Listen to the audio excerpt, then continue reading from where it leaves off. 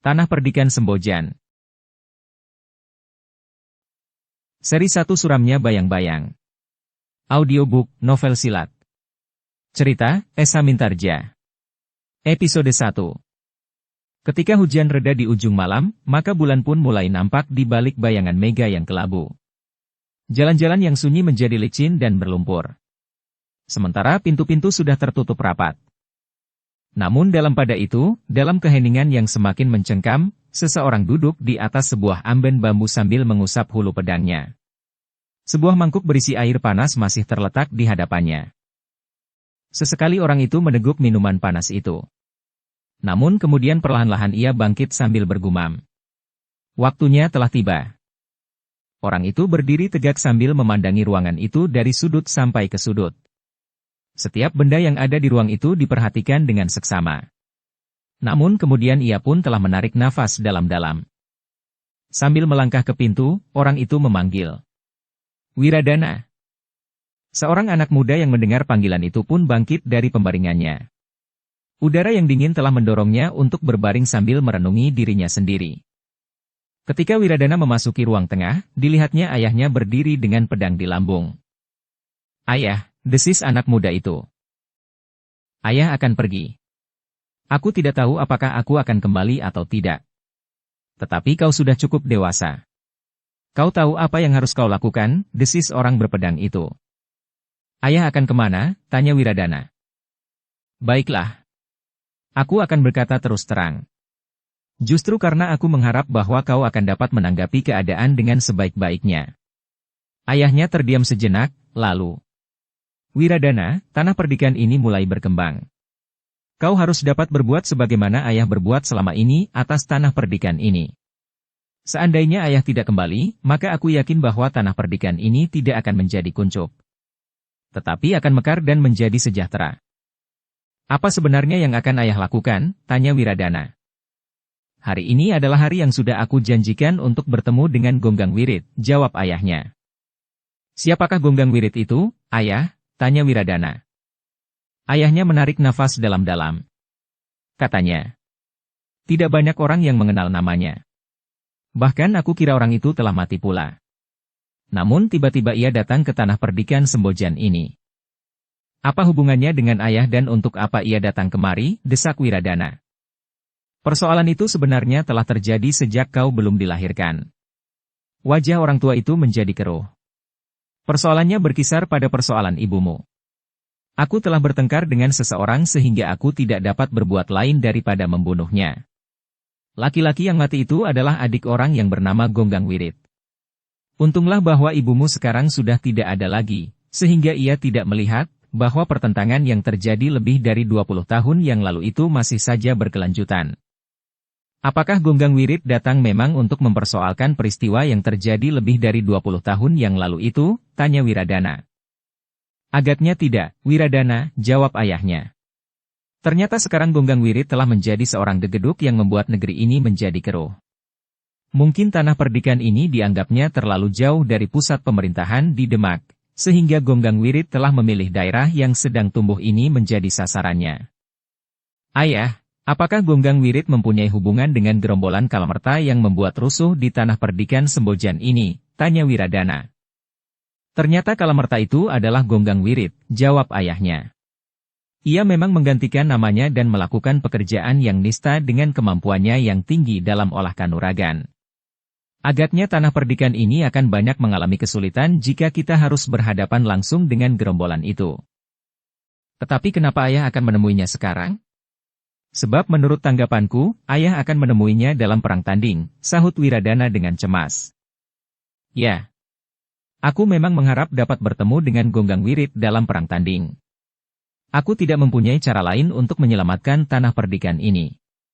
Jika aku berhasil memancingnya, maka aku kira para pengikutnya akan kehilangan pegangan, sehingga para pengawal tanah perdikan ini akan dapat menghadapi mereka, jawab ayahnya.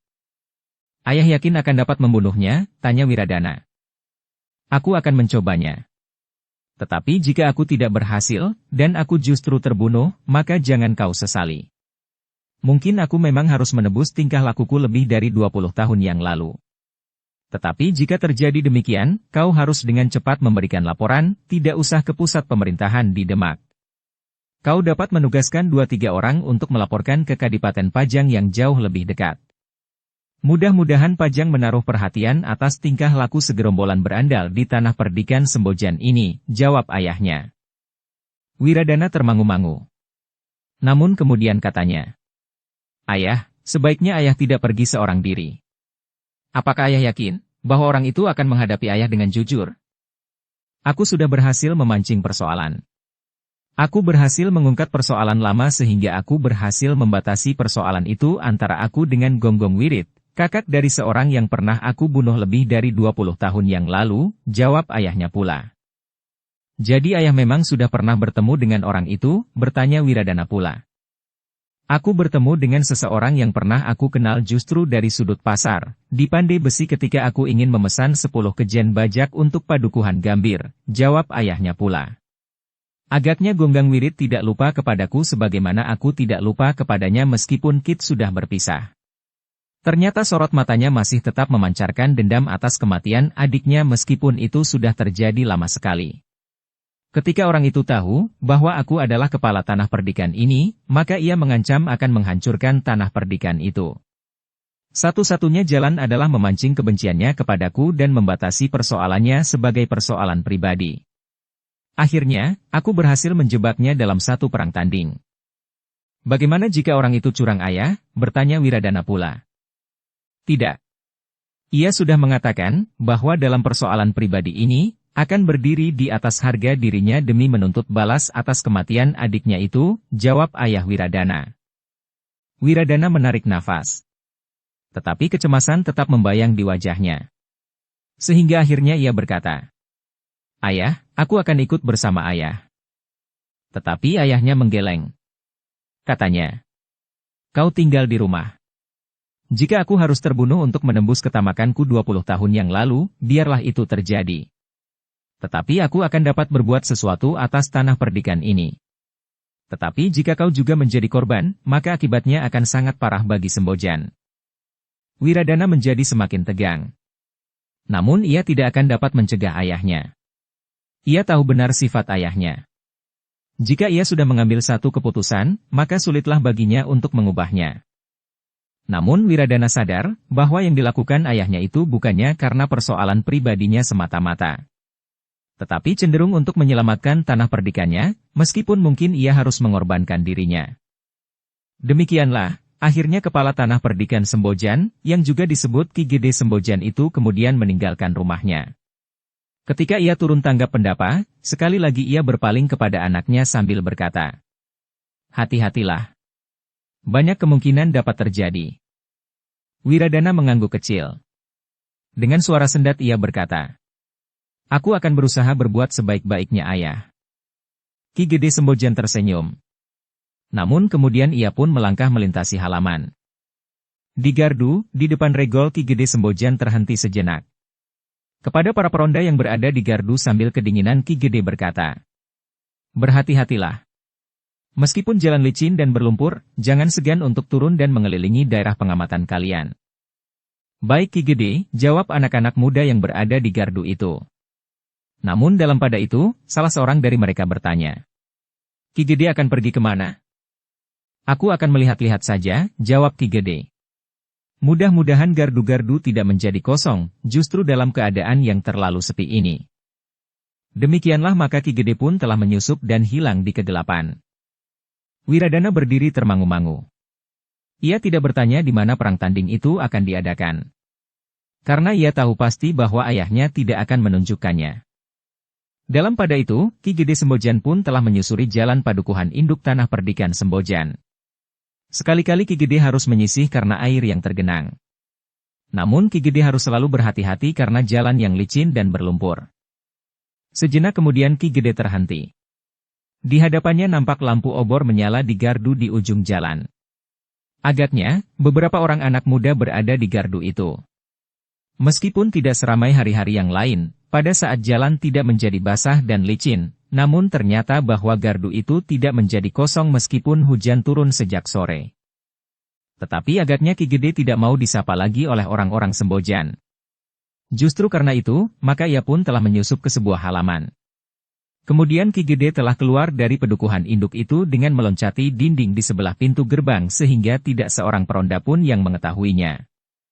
Setelah berada di bulak persawahan yang panjang, maka langkah Ki Gede pun menjadi semakin cepat dan panjang. Ia ingin segera bertemu dengan orang yang bernama Gonggang Wirit dan yang ternyata telah mengganti namanya dengan Kalamerta, yang pada saat-saat terakhir telah mengganggu ketenangan hidup di tanah perdikan Sembojan. Dengan langkah pasti Ki Gede pergi ke tempat yang jarang dikunjungi oleh seseorang.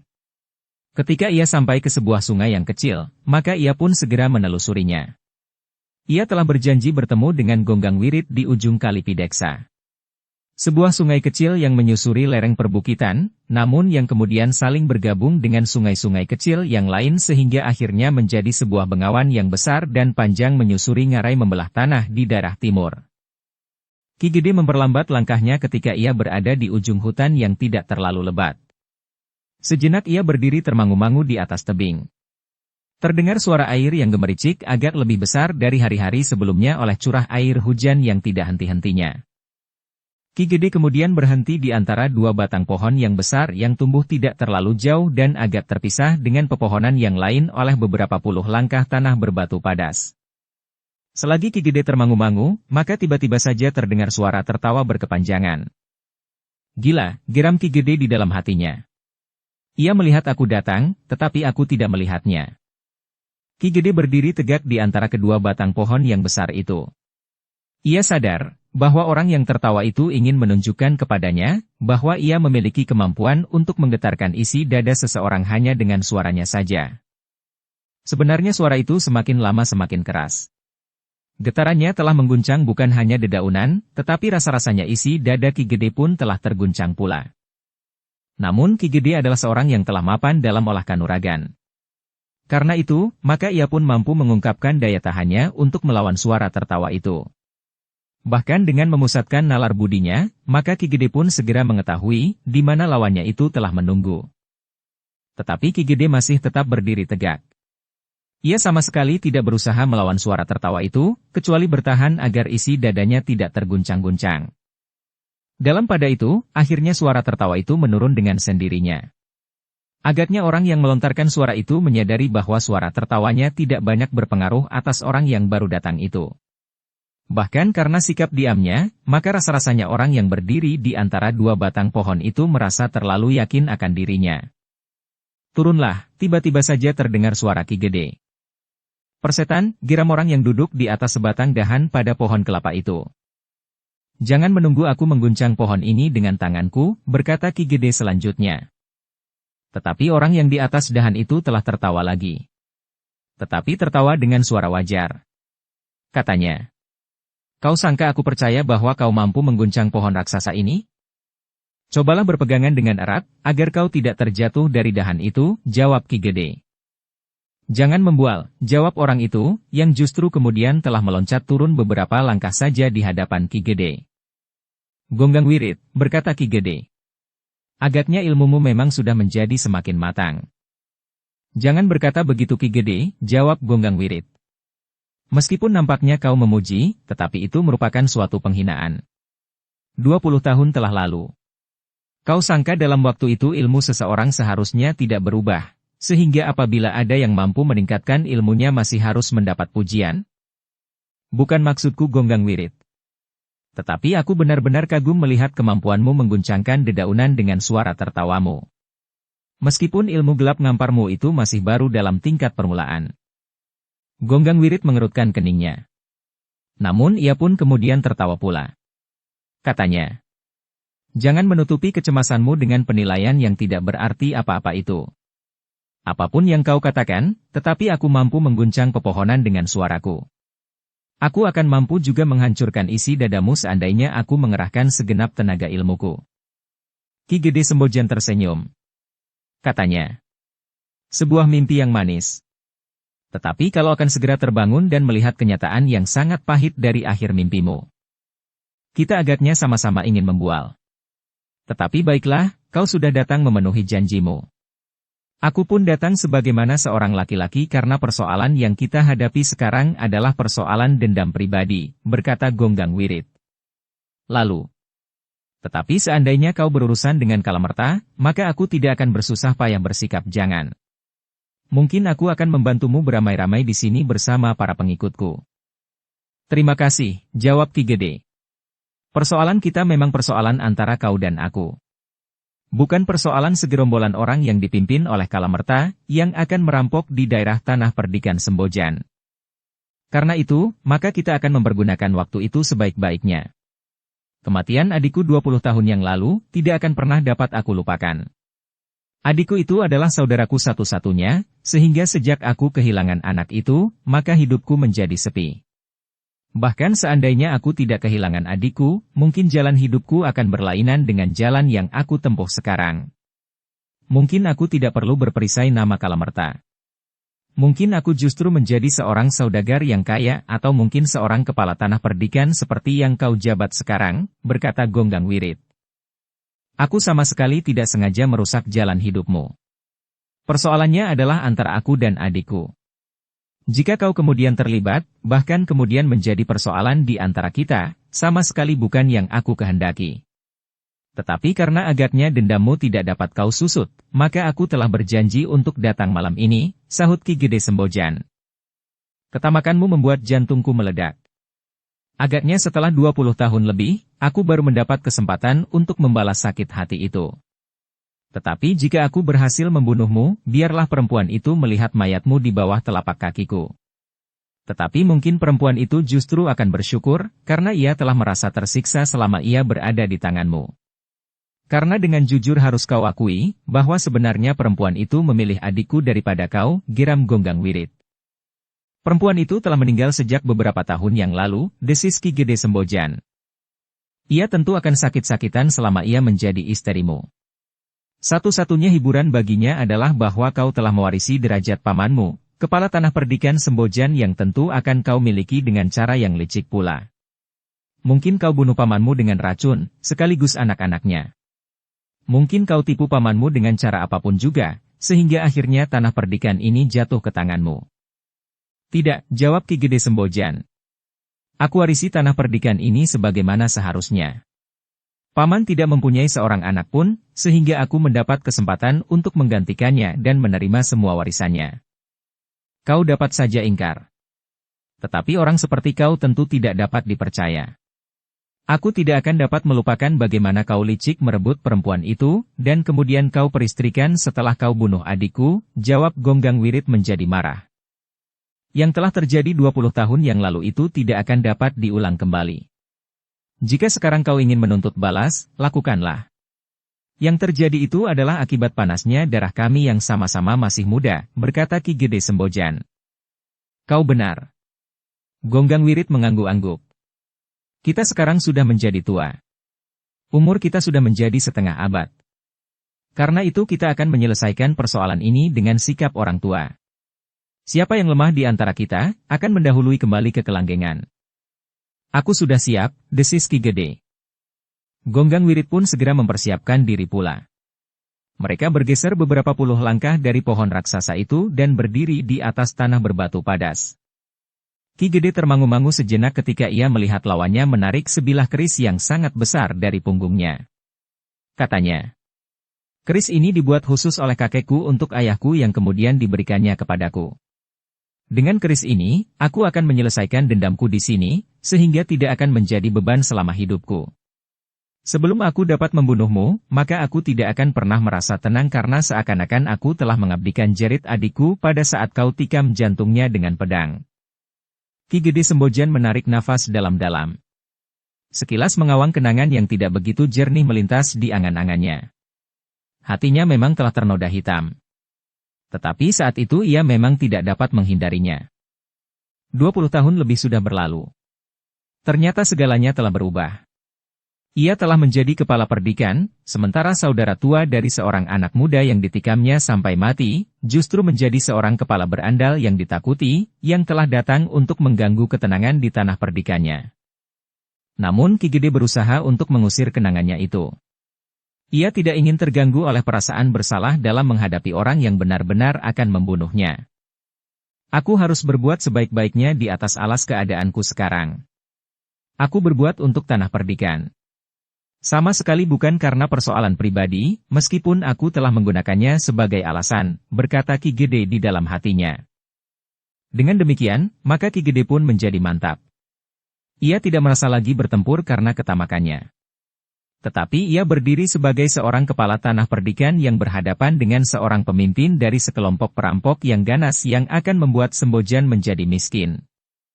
Sejenak kemudian, karena lawannya telah menarik kerisnya yang besar yang digantungkannya di punggungnya, maka Ki Gede pun telah menarik pedangnya. Pedang yang dinamainya Sabet Kiai Tatit. Sejenak kemudian kedua orang yang sudah menggenggam senjata di tangan masing-masing itu pun mulai bergerak. Sambil menjulurkan kerisnya Gonggang Wirit berkata, "Aku ingin persoalan ini cepat selesai. Karena itu, maka aku segera mempergunakan pusakaku."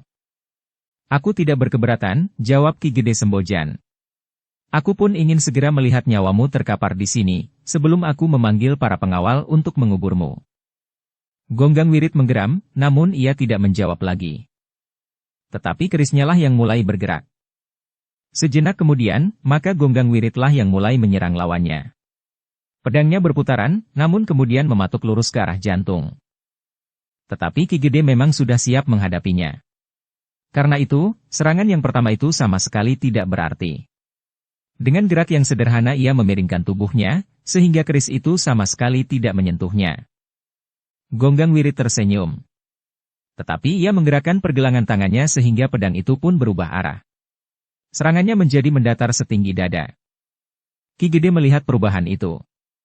Karena itu, maka ia terpaksa bergeser lagi selangkah surut. Gonggang Wirit tidak menyerangnya lagi. Ia menarik senjatanya. Namun selangkah ia bergeser sambil memutar kerisnya yang besar itu. "Kau masih mampu bergerak cepat, Ki Gede," desis Gonggang Wirit. Ki Gede Sembojan tidak menjawab sama sekali. Tetapi ia pun telah bersiap menghadapi serangan-serangan berikutnya. Dalam pada itu, Gonggang Wirit pun telah mulai dengan sungguh-sungguh. Selangkah ia meloncat maju, kerisnya menyambar dengan cepat, sementara Ki Gede pun telah meloncat pula menghindar secepatnya datangnya serangan. Namun Gonggang Wirit telah melibasnya dalam permainan senjata yang cepat dan berbahaya. Tetapi serangan-serangan Gonggang Wirit masih belum membuat Ki Gede menjadi bingung. Ki Gede masih tetap melihat keris lawannya dengan jernih, meskipun ia menyadari bahwa menilik wujudnya, keris itu tentu keris yang mempunyai tuah yang tinggi. Bahkan menurut ujung dan warnanya, keris itu tentu merupakan senjata yang paling berarti bagi Gonggang Wirit. Sejenak kemudian, maka keduanya pun telah terlibat dalam pertempuran yang semakin sengit. Keduanya bergerak semakin cepat, sementara senjata mereka pun menyambar-nyambar dengan garangnya. Ketika kemudian terjadi benturan-benturan antara keris Gonggang Wirit yang besar dengan sabet Ki Gede yang dinamainya Kiai Tatit, maka bunga api pun telah memercik ke udara, mengoyak kelamnya malam. Ternyata bahwa kedua orang itu adalah orang-orang yang memiliki kemampuan yang luar biasa. Keduanya mampu bergerak dengan kecepatan yang sangat tinggi, sementara kekuatan mereka pun sulit untuk dijajagi menurut ukuran kekuatan wadag orang kebanyakan. Sambaran senjata mereka telah menimbulkan desing angin yang mengguncang udara malam yang gelap. Hanya orang-orang yang memiliki ketajaman penglihatan melampaui ketajaman mata biasa sajalah yang mampu melihat gerak ujung senjata lawan yang bagaikan seekor lalat mengitari sasarannya. Dalam pada itu, selagi kedua orang yang berilmu tinggi itu bertempur di sebelah pohon-pohon raksasa di ujung kali Pideksa, maka di rumahnya Wiradana menunggunya dengan sangat gelisah. Sekali-kali timbul niatnya untuk mencari ayahnya. Tetapi jika hal itu diketahui oleh ayahnya, maka ayahnya justru akan menjadi marah kepadanya. Bahkan barangkali kedatangannya di arena perang tanding itu akan dapat mempengaruhi kemampuan ayahnya menghadapi lawannya yang dikenal dengan Kalamerta, namun yang oleh ayahnya disebut Gonggang Wirit. Namun kadang-kadang dalam kegelisahan Wiradana berniat untuk berbicara dengan para peronda, agar merekalah yang mencari ayahnya. Tetapi niat itu pun telah diurungkannya pula. Sehingga akhirnya dalam kegelisahannya Wiradana itu mondar-mandir saja di dalam biliknya. Kadang-kadang ia justru keluar ke ruang dalam dan dengan jantung yang berdebaran memandangi pintu bilik ayahnya yang tidak tertutup rapat. Di gardu, anak-anak muda yang meronda berusaha untuk melawan kantuknya dengan saling berceritera. Bahkan ada yang sempat bergurau dan tertawa berkepanjangan. Seorang anak muda yang kekurus-kurusan duduk di sudut gardu tanpa menghiraukan kawan-kawannya. Ia tidak ikut tertawa dalam gurau yang kadang-kadang kasar. Ia pun tidak ikut bercerita tentang lelembut yang berterbangan di dalam gelapnya malam. Tetapi tiba-tiba saja seorang kawannya menegurnya. "Heh, apa yang kau lakukan? Itukah agaknya yang membuatmu diam saja, tetapi mulutmu tidak berhenti mengunyah? Agaknya bagiku lebih bermanfaat mengunyah ketela rebus ini daripada membual ke sana kemari tidak ada ujung pangkalnya," jawab anak muda yang kekurus-kurusan itu. "Kau memang tidak pernah berhenti makan. Tetapi kau tetap kurus saja," gumam kawannya itu. Anak muda yang kekurus-kurusan itu tidak menjawab. Tetapi mulutnya masih saja mengunyah makanan tanpa henti-hentinya. Sementara itu, dua orang yang berada di ujung kali Pideksa, di sebelah pohon raksasa yang berdiri tegak dalam kelamnya malam, masih saja bertempur dengan dahsyatnya. Ternyata keduanya adalah orang yang berilmu tinggi. Setelah lebih dari 20 tahun mereka berpisah, agaknya ilmu mereka telah meningkat dengan pesatnya. Gonggang Wirit dan Ki Gede Sembojan agaknya tanpa saling mengetahui keadaan masing-masing telah menimpa diri dalam jalannya yang ternyata pada satu saat telah bersilang. Pertempuran yang terjadi itu, semakin lama menjadi semakin cepat, sehingga keduanya bagaikan berubah menjadi bayang-bayang yang berputaran. Senjata mereka yang terayun-ayun telah menimbulkan angin yang berputaran menggerakkan daun-daun dari pohon raksasa itu. Benturan yang terjadi itu telah menggeretakkan jantung masing-masing. Bahkan tangan-tangan mereka pun terasa menjadi pedih. Ternyata senjata di tangan masing-masing adalah senjata pilihan yang sulit dicari bandingnya. Keris yang besar di tangan Gonggang Wirit memiliki kemampuan yang sebanding dengan sabet Kiai Tatit di tangan Ki Gede Sembojan. Namun betapapun juga mereka memiliki kemampuan gerak yang cepat, namun setelah bermain-main dengan senjata untuk beberapa lamanya, maka ujung-ujung senjata itu telah mulai menjilat tubuh lawannya. Pedang Ki Gede Sembojan telah tergores di tubuh Gonggang Wirit, menyilang di dada. Namun kemudian ujung keris Gonggang Wirit pun telah tergores di lengan Ki Gede pula. "Gila," geram Ki Gede. Sementara itu terdengar Gonggang Wirit tertawa. Katanya, "Kau akan mati. Warangan pada kerisku itu tidak akan terlawan oleh obat yang manapun juga." Ki Gede Sembojan menggeram. Tetapi ia menyadari apa yang dapat terjadi atas dirinya.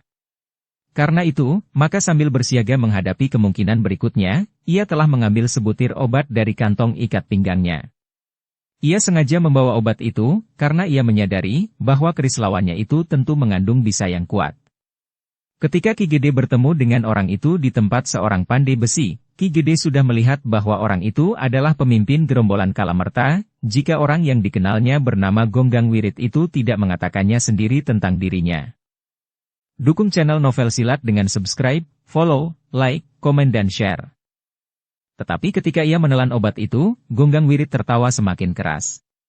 Katanya, "Tidak ada gunanya. Obat apapun juga, tidak akan menolongmu." "Gila," geram Ki Gede. Kemarahan yang memuncak telah menghentak di dada Ki Gede. Tiba-tiba saja di luar dugaan lawannya, pada saat lawannya tertawa berkepanjangan, Ki Gede telah meloncat menyerang. Demikian cepatnya sehingga lawannya itu tidak sempat berbuat layak. Untuk melindungi dirinya, maka Gonggang Wirit telah menangkis serangan itu. Tetapi serangan yang datang terlalu cepat itu tidak seluruhnya dapat dihindarkannya. Meskipun ujung pedang Ki Gede tidak menghunjam ke dadanya, namun pedang itu telah mengoyak pundaknya. Gonggang Wirit menyeringai menahan pedih. Ketika terasa darah meleleh dari luka itu, maka ia pun menjadi sangat marah pula. Karena itulah, maka pertempuran itu pun menjadi semakin meningkat pula. Ki Gede yang telah terkena racun itu pun mulai merasakan pengaruhnya. Tubuhnya terasa menjadi semakin lemah. Obat yang telah ditelannya hanya mampu menghambat peredaran bisa yang telah menusuk ke dalam urat dadanya. Tetapi Gonggang Wirit yang telah menitikkan darah semakin banyak itu pun kekuatannya telah menjadi susut pula. Meskipun luka di dadanya tidak begitu dalam, tetapi darah telah menitik pula, sementara dari pundaknya yang terkoyak, darah pun mengalir bagaikan terperas. Dengan demikian, maka kedua orang yang berilmu tinggi itu semakin lama ternyata menjadi semakin lemah pula. Dalam kemarahan yang memuncak, Ki Gede masih sempat menghentakkan sisa tenaganya sehingga ujung pedangnya sempat menyusup sekali lagi ke sela-sela putaran keris lawannya, sehingga pedang itu telah menghunjam ke lambung Gonggang Wirit. Tetapi pada saat yang hampir bersamaan pula keris Gonggang Wirit yang berbisa itu telah menyobek kulit Ki Gede pada pergelangan tangannya. Gonggang Wirit yang lambungnya sobek itu terhuyung-huyung beberapa langkah surut. Dipandanginya lawannya yang membuatnya mendendam selama lebih dari 20 tahun. Kebencian yang sangat memancar dari kedua belah matanya yang merah, sementara darahnya masih saja mengalir tidak henti-hentinya. Sesaat kemudian pandangan mata Gonggang Wirit itu pun menjadi buram. Tubuhnya menjadi semakin lemah, sementara darahnya mengalir tanpa dapat dibendung lagi. Namun dalam keadaan yang demikian ia masih tertawa sambil berkata, "Ki Gede, kau memang berhasil melukai aku. Mungkin aku akan mati. Tetapi kau pun akan mati pula malam ini. Obat apapun juga tidak akan dapat menolongmu. Racunku akan bekerja dengan pasti, menghancurkan jaringan di dalam tubuhmu, mencengkam otakmu dan kemudian membekukannya sehingga kau akan mati." Ki Gede tidak menjawab. Tetapi tubuhnya mulai terasa menjadi lain. Sendi-sendinya seakan-akan tidak lagi dapat dikuasainya. Dagingnya bagaikan menjadi kejang-kejang dan darahnya serasa mulai semakin sendat. Ketika Gonggang Wirit kemudian terjatuh di tanah, maka Ki Gede berusaha untuk mengambil sebutir obat penangkal racunnya. Dengan susah payah ia mencoba menelannya. Tetapi obat tertelan, kaki Ki Gede tidak lagi kuat menyangga tubuhnya, sehingga Ki Gede itu pun kemudian jatuh terduduk. Obatnya memang benar-benar tidak dapat menolak atas racun yang menghunjam semakin dalam di tubuhnya. Seperti dikatakan oleh Gonggang Wirit bahwa racun itu akan merusak seluruh jaringan tubuhnya, mencengkam otaknya dan kemudian membekukannya. Sementara itu, obat yang ditelannya hanya mampu memperlambat kepastian yang tidak akan dapat terhindar dari dirinya. Tubuh Ki Gede semakin lama menjadi semakin lemah. Bahkan akhirnya malam serasa menjadi semakin gelap. Bintang-bintang yang mulai mengintip dari balik sisa awan di langit, menjadi pudar dan akhirnya lenyap sama sekali. Namun dalam pada itu, pada saat terakhir kesadarannya, Ki Gede masih sempat berkata kepada dirinya, "Jika saat ini memang harus datang kepadaku, maka tugasku memang sudah selesai. Lebih dari itu, agaknya aku memang harus menebus noda-noda yang terpercik di hatiku 20 tahun yang lalu." Malam pun menjadi semakin sepi. Dua sosok tubuh terbaring diam tidak jauh dari dua batang pohon raksasa yang tumbuh terpisah dari hutan yang tidak terlalu lebat oleh beberapa puluh langkah tanah berbatu padas. Yang terdengar kemudian hanyalah suara burung kedasi yang ngelangut yang sekali-sekali diterpa oleh gonggong anjing hutan yang tidak begitu lebat. Namun, anjing-anjing hutan itu menjadi liar ketika mereka mencium bau darah yang dibawa angin malam yang berdesah di dedaunan, sehingga gonggongannya menjadi semakin keras, bersahut-sahutan. Di rumah Ki Gede Sembojan, kegelisahan Wiradana rasa-rasanya tidak dapat ditahankannya lagi. Dengan keringat yang membasahi di punggungnya, Wiradana itu pun melangkah keluar. Sejenak ia berdiri di pendapa. Namun kemudian ia pun turun ke halaman dan hampir di luar sadarnya ia pun mendekati para pengawal yang meronda. "Hampir fajar," desis Wiradana. "Ya," jawab salah seorang pengawal. "Tapi kau akan kemana?" Wiradana tidak segera menjawab. Tetapi ia sadar bahwa pedangnya ternyata telah menarik perhatian, sehingga pengawal itu telah bertanya kepadanya. Beberapa saat Wiradana masih tetap terdiam. Tetapi kemudian katanya, "Ayah masih belum kembali." Para pengawal yang berada di gardu itu baru teringat bahwa Ki Gede telah meninggalkan halaman rumahnya dan pergi tanpa memberitahukan arahnya. Ki Gede Sembojan memang sering pergi seorang diri tanpa orang lain yang mengawalnya. Bukan saja di siang hari, tetapi juga di malam hari.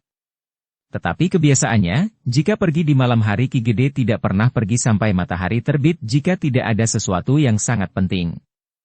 Itulah kebiasaan Ki Gede untuk melakukan kewajibannya menjelang pagi. Tetapi pada malam itu, pada saat langit menjadi merah, Ki Gede ternyata masih belum kembali. Karena itu, anak-anak muda yang berada di gardu itu pun telah menunda untuk tidak segera pulang. Mereka menunggu beberapa saat lamanya, mungkin ada sesuatu yang penting yang harus mereka lakukan. Dengan demikian, maka rumah Ki Gede Sembojan itu telah diliputi oleh kegelisahan. Bukan saja Wiradana, tetapi anak-anak muda yang berjaga-jaga di gardu pun menjadi gelisah. Apalagi ketika matahari kemudian mulai memanjat langit di sebelah timur. "Apa yang terjadi?" bertanya anak-anak itu kepada Wiradana. Wiradana menarik nafas dalam-dalam. Ada semacam keraguan-raguan untuk mengatakan apa yang telah dilakukan oleh ayahnya. Tetapi oleh kegelisahannya sendiri, maka Wiradana pun telah terdorong berkata, "Semalam ayah telah melakukan perang tanding. Anak-anak muda itu terkejut, sehingga mereka pun bergeser mendekat. Perang tanding, hampir bersamaan mereka mengulang. Wiradana mengangguk. Wiradana, berkata salah seorang di antara mereka. Jadi kau sudah mengetahui bahwa Ki Gede telah memasuki perang tanding? Ya, jawab Wiradana singkat. Dan kau tidak berbuat apa-apa, bertanya yang lain. Wiradana menarik nafas dalam-dalam. Kemudian katanya. Bukankah kalian juga mengenal ayahku? Jika ia ingin pergi seorang diri, maka ia harus pergi seorang diri. Anak-anak muda itu mengangguk-angguk. Mereka memang mengenal watak Ki Gede Sembojan, sehingga karena itu, maka mereka memang tidak menyalahkan Wiradana. Namun dalam pada itu, salah seorang di antara anak-anak muda itu bertanya. Dengan siapa Ki Gede berperang tanding? Dengan lawan lamanya, Gonggang Wirit. Tetapi yang kemudian bernama Kalamerta, jawab Wiradana. Kalamerta, kembali anak-anak muda itu terkejut. Kalamerta bagi mereka adalah hantu yang menakutkan. Tanah Perdikan Sembojan telah mengadakan persiapan yang kuat untuk menghadapi gerombolan Kalamerta yang mulai mengganggu. Bahkan menurut beberapa orang yang pernah bersentuhan dengan orang-orang dari gerombolan itu, Kalamerta adalah orang yang bukan manusia biasa. Menurut para pengikutnya yang mulai mengganggu Tanah Perdikan itu, Kalamerta adalah wujud dari manusia yang memiliki kemampuan tidak terbatas. Wiradana, berkata salah seorang anak muda. Apakah kau tidak pernah mendengar nama itu? Tentu pernah, jawab Wiradana. Sebagaimana ayah juga pernah mendengarnya. Tetapi kenapa Ki Gede telah turun dalam perang tanding? Seharusnya kita, para pengawal di seluruh Tanah Perdikan dikerahkan untuk menghadapi gerombolan itu. Itu pun masih belum tentu kita akan dapat mengalahkan gerombolan yang dipimpin oleh seseorang yang memiliki kemampuan tidak terbatas, sahut salah seorang di antara anak-anak muda itu. Lalu, tetapi tentu ada bedanya jika kita semuanya ikut melibatkan diri dalam usaha untuk mengusir gerombolan itu. Tetapi ayah tidak akan menghadapi seluruh gerombolan Kalamerta. Ayah akan melakukan perang tanding dengan pemimpin gerombolan itu, yang dikenal bernama Gonggang Wirit, jawab Wiradana. Tetapi salah seorang di antara anak-anak muda itu berkata, Kalamerta itulah yang disebut memiliki kemampuan yang tidak terbatas. Sebenarnya lah jika demikian, kami mencemaskan keselamatan Ki Gede. Wiradana mengerutkan keningnya. Kecemasan itu telah mencengkam jantungnya pula. Tetapi ia masih ragu-ragu untuk memerintahkan mencari ayahnya. Jika perang tanding itu masih belum selesai, maka akibatnya justru akan menyulitkan ayahnya sendiri. Karena itu, maka Wiradana itu pun berkata, kita akan menunggu sampai tengah hari. Jika sampai tengah hari ayah belum kembali, maka kita akan mencarinya.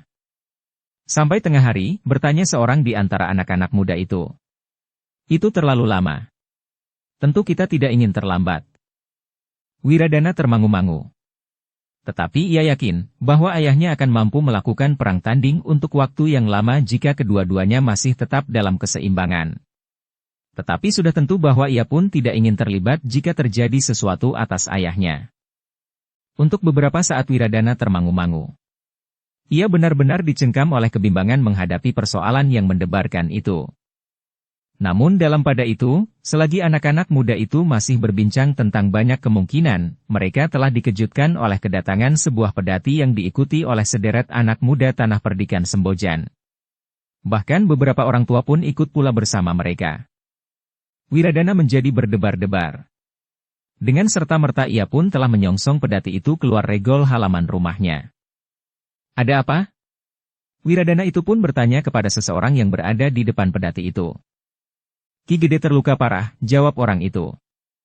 Ayah, desis Wiradana. Ya, jawab orang itu. Wiradana pun kemudian meloncat untuk naik ke dalam pedati. Tetapi seorang tua berjanggut putih telah mencegahnya. Katanya, jangan anak muda. Aku anaknya. Siapa kau? Bertanya Wiradana. Oh, jadi kau putra Ki Gede Sembojan? Bertanya orang tua itu. Ya. Aku Wiradana, jawabnya. Orang tua itu mengangguk-angguk. Tetapi ia tetap mencegahnya. Katanya, jika kau adalah putranya, maka seharusnya kau mengikuti petunjukku. Ki Gede sedang dalam keadaan yang sangat gawat. Wiradana termangu-mangu. Namun ia pun mengurungkan niatnya untuk memasuki pedati itu. Perlahan-lahan pedati itu memasuki regol halaman rumah Ki Gede, dengan diikuti oleh sebuah iring-iringan yang panjang. Orang-orang Sembojan itu ingin tahu, apa yang telah terjadi dengan kepala tanah perdikannya. Pedati itu pun kemudian berhenti di depan pendapa. Orang tua berjanggut putih itu pun kemudian meminta Wiradana dan beberapa orang yang lain membantunya, mengangkat Ki Gede dan membawanya ke dalam biliknya. Apa yang telah terjadi? Wiradana mendesak. Orang tua itu termangu-mangu. Namun kemudian katanya, aku harus berusaha menolongnya lebih dahulu. Baru kemudian aku akan bercerita, meskipun aku tidak banyak mengetahui persoalannya.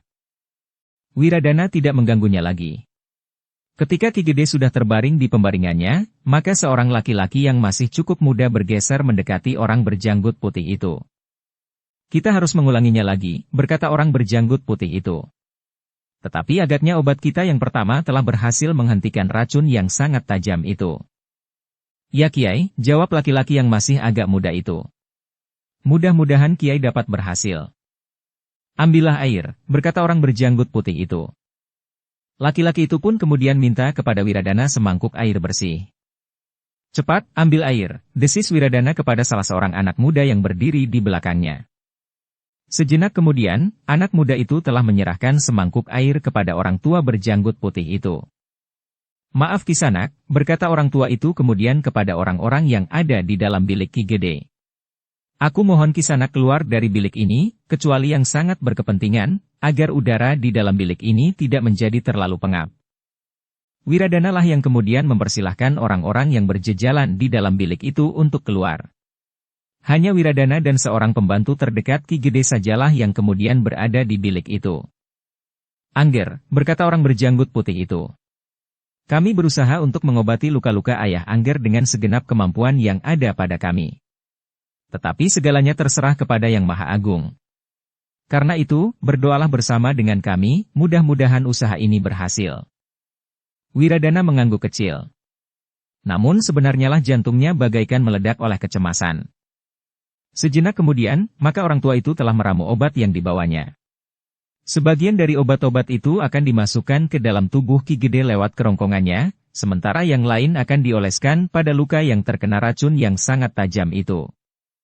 Kami sudah berusaha mengobatinya pada saat kami menemukannya, berkata orang tua itu sambil meramu obat.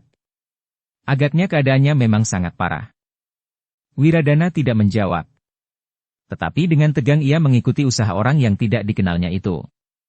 Di dalam hati, sebagaimana dikatakan oleh orang berjanggut putih itu, Wiradana berdoa bagi keselamatan ayahnya. Dengan hati-hati maka setelah ramuan obat itu selesai dicairkan, diteteskannya ke bibir Ki Gede yang seakan-akan telah membeku. Ketika titik-titik ramuan obat itu perlahan-lahan masuk ke dalam kerongkongan itu, maka orang berjanggut putih itu menarik nafas dalam-dalam. Kita masih dapat berpengharapan Ger, desisnya. Wiradana menjadi semakin tegang. Tetapi ia hanya dapat berdiri termangu apa yang akan terjadi. Setelah ramuan obat itu sebagian besar dengan telaten telah dimasukkan ke dalam kerongkongan, maka dengan obat yang lain, luka Ki Gede yang sebenarnya tidak terlalu dalam itu telah diolesinya pula. Semoga saja obat-obat ini ada manfaatnya, gumam orang tua itu kemudian. Wiradana yang cemas itu pun kemudian bertanya. Apakah yang sebenarnya telah terjadi dengan ayah, Kiai? Orang berjanggut putih itu menarik nafas dalam-dalam. Kemudian sambil bergeser sedikit ia pun berkata.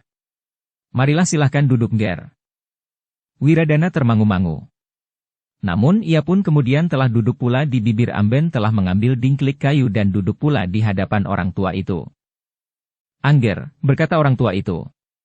Sebenarnya kami berdua pun tidak terlalu banyak tahu apa yang telah terjadi. Ketika kami berdua berjalan melalui ujung kali Pideksa, maka kami telah menemukan dua sosok tubuh yang terbaring diam. Untunglah anjing-anjing liar di hutan itu masih belum menemukan. Tanpa mengetahui apa sebabnya, maka kami berusaha untuk melihat keadaan kedua sosok tubuh itu. Yang seorang mengalami luka parah karena ujung senjata telah menyayat kulit dan dagingnya, sementara yang lain mengalami luka tidak begitu dalam, tetapi luka itu telah menjadi pintu masuknya racun yang sangat kuat. Ketika kami berdua mengamati keduanya, maka seorang di antaranya telah meninggal. Luka yang parah itu agaknya telah menumpahkan terlalu banyak darah, sehingga orang itu tidak dapat bertahan untuk tetap hidup. Sementara yang seorang lagi masih mampu bertahan atas tajamnya racun di dalam tubuhnya. Agaknya yang seorang itu telah berusaha mengobati dirinya sendiri, tetapi racun yang masuk ke dalam tubuh itu memang terlalu kuat, sehingga obat itu tidak dapat menolak seluruhnya kekuatan racun yang menyusup memasuki urat darahnya. Untunglah bahwa aku juga membawa obat penangkal racun yang agaknya lebih baik dari obat yang dimiliki oleh orang ini, yang kemudian ternyata adalah Ki Gede Sembojan. Wiradana menarik nafas dalam-dalam.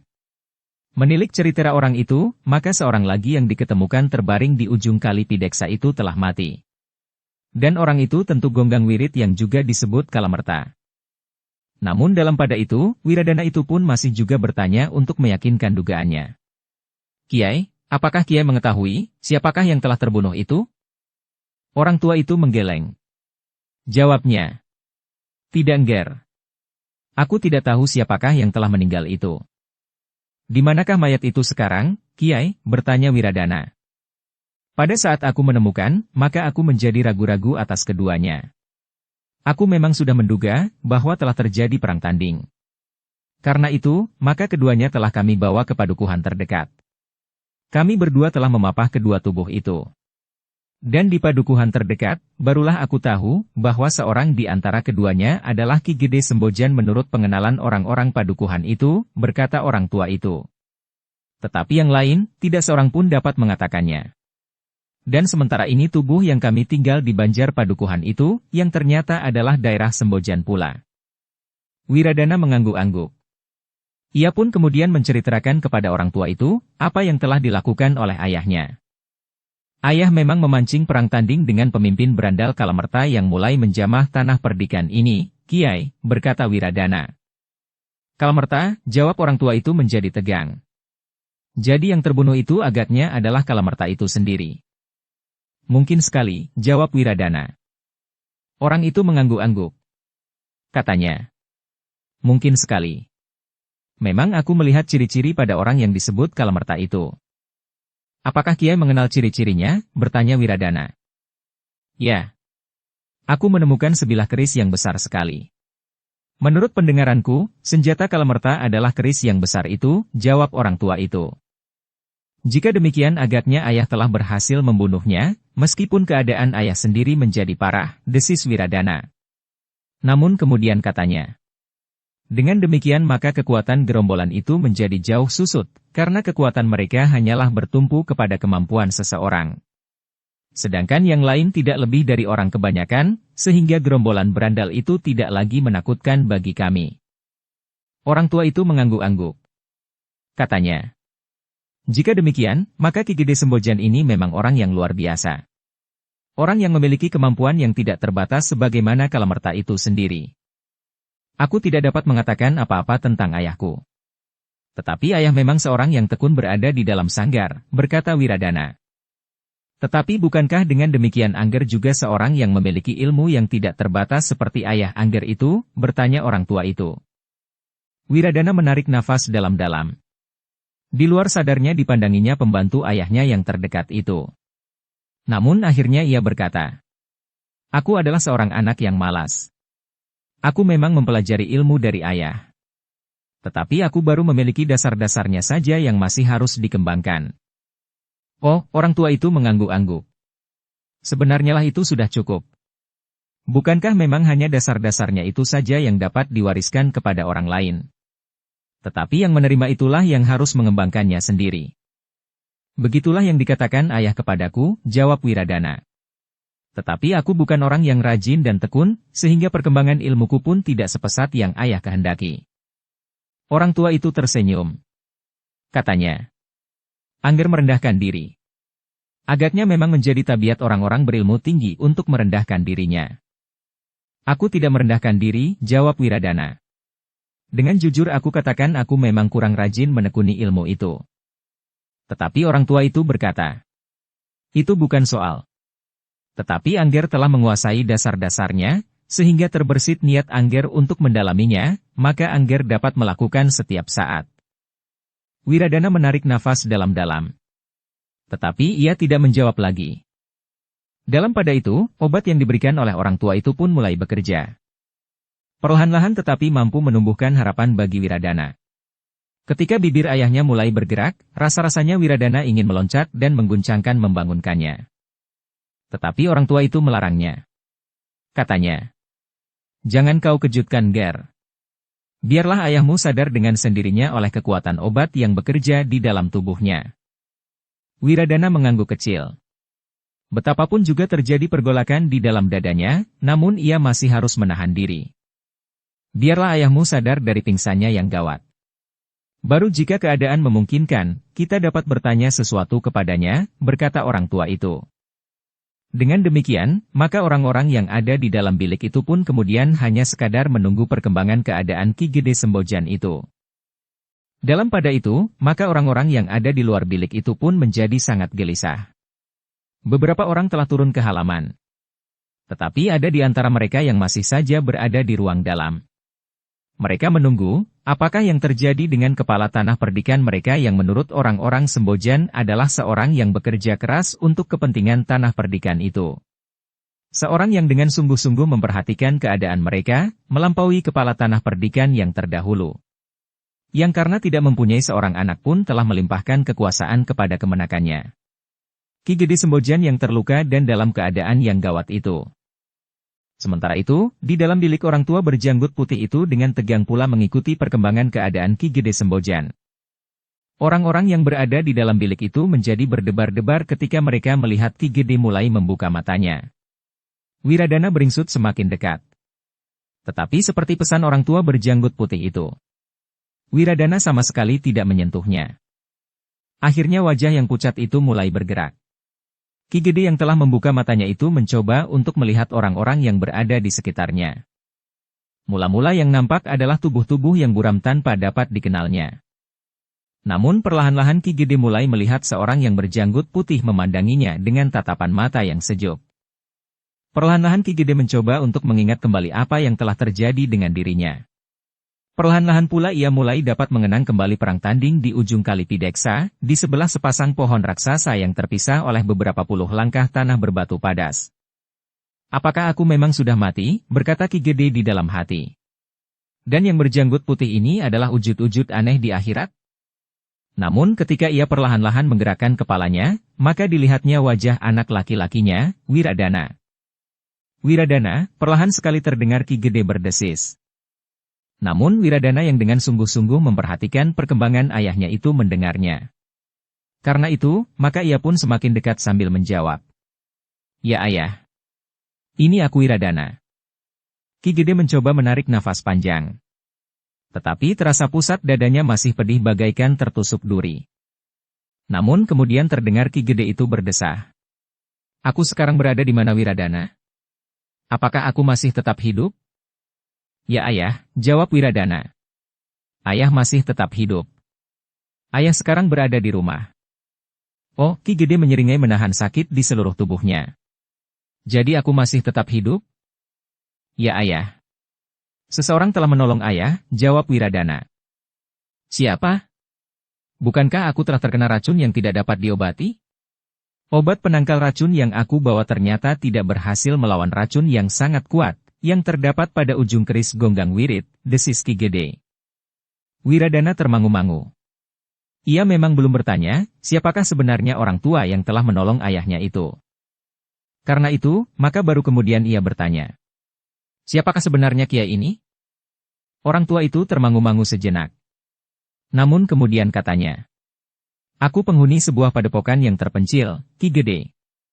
Aku tinggal bersama seorang yang masih terhitung kadangku sendiri, yang sekarang ikut bersamaku ini, serta seorang cucuku perempuan.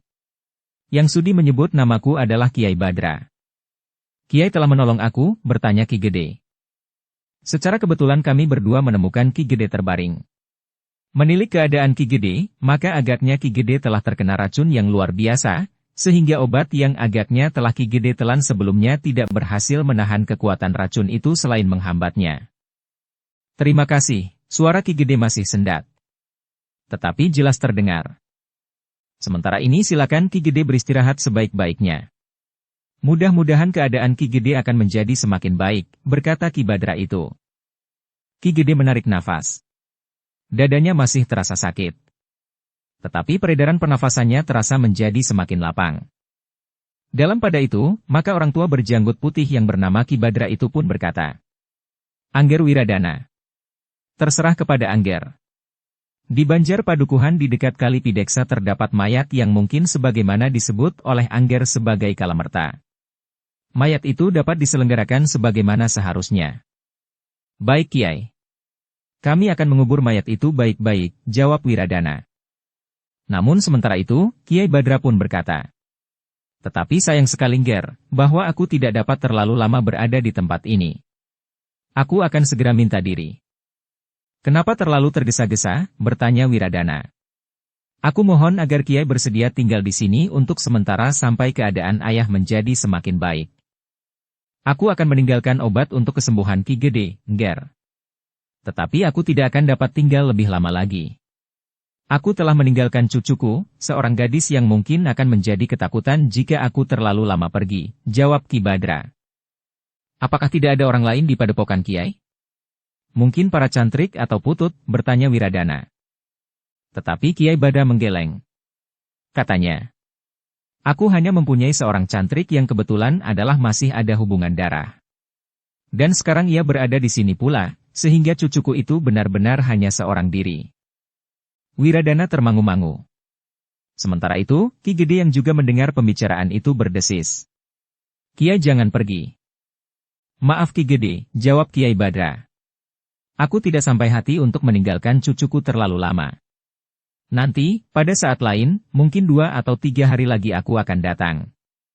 Kecuali untuk melihat kesehatan Ki Gede, aku akan membawa obat lagi seandainya obat yang aku tinggalkan nanti sudah habis." Dahi Ki Gede nampak berkerut. Ketika ia ingin beringsut, ternyata ia memerlukan bantuan Wiradana. "Kiai," berkata Ki Gede itu kemudian, "jika cucu Kiai itu memang tidak ada kawannya di padepokan, biarlah ia dibawa kemari. Biarlah cantrik Kiai yang seorang itu menjemputnya." Ki Badra termangu-mangu sejenak. Dipandanginya laki-laki yang mengikutinya itu. Namun kemudian katanya, "Aku mengucapkan terima kasih yang sebesar-besarnya jika Ki Gede memperkenankan aku membawa cucuku ke rumah ini. Tetapi biarlah aku sendiri menjemputnya, sementara cantriku ini akan tinggal di sini.